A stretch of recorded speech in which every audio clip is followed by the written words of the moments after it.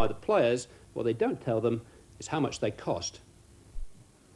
Don't talk to Bury about the recession. Their average gates are the lowest amongst any of the third division's many promotion contenders.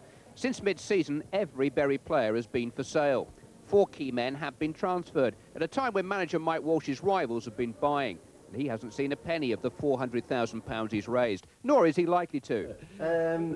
I can't see us in the near future having £100,000 to spend on a player. Or 10,000?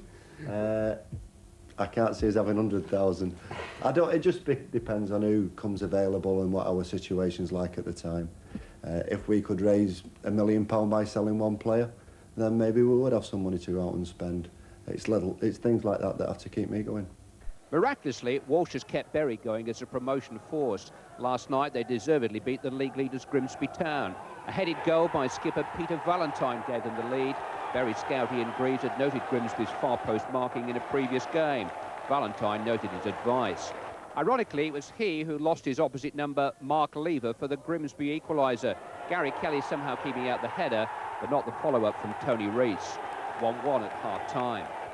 On last month's transfer deadline day, Mike Walsh was playing should they stay or should they go with his prize assets as the offers came flooding into his office.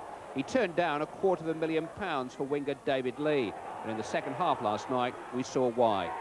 Floating like a butterfly and stinging like a bee. A knockout goal in every sense, coming with just 15 minutes to play. Scouts from Liverpool, Everton and Manchester City watching on with itchy fingers. If they needed any further persuading, 5 minutes later, Lee did with his right foot what he'd done with his left. A breathtaking double, taking the game out of Grimsby's reach, taking Bury into 4th place in the table. The referee seemed to take pity on the visitors.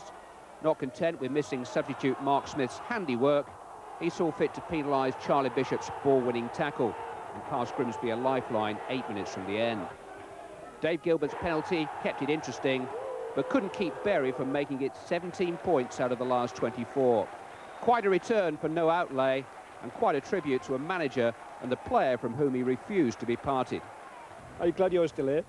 Yes, I want to get Bury into the 2nd division. You think you can go with them, yeah? I hope so, yeah.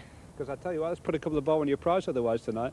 There's been a lot of speculation, but as yet nothing's happened, so I'm happy to carry on my career at Bury until something does happen. I'm afraid we're going to have to show those David Lee goals, which means more scouts coming down and more phone calls. Got another million for him. He's been in great form of late. Maybe the last 10 or 12 games, it's as good as I've seen him play. We give him a little bit more of a free role now, and he's certainly revelling in it. I mean, 1 or 2 people thought he might be one of the ones who was out of the way last month. Well, I mean, we said we'd show faith with the fans when Tony Cunningham and John McGinley went, and it was important that we did do, that we held on to David, because our troubles were eased slightly with those 2 going. And he's repaying us and he's repaying them with some quality goals at the moment. Good decision, boss. Thank you. Well, there we are. Bury now in 4th place following that terrific win over the league leaders Grimsby, just behind Bolton and just ahead of Tranmere. Well, with goals like that and players like David Lee, it really is a mystery why the smaller clubs really do struggle to get the crowds on the boundaries of Greater Manchester. Stockport, another example. Big game at Edgeley Park last night against 3rd place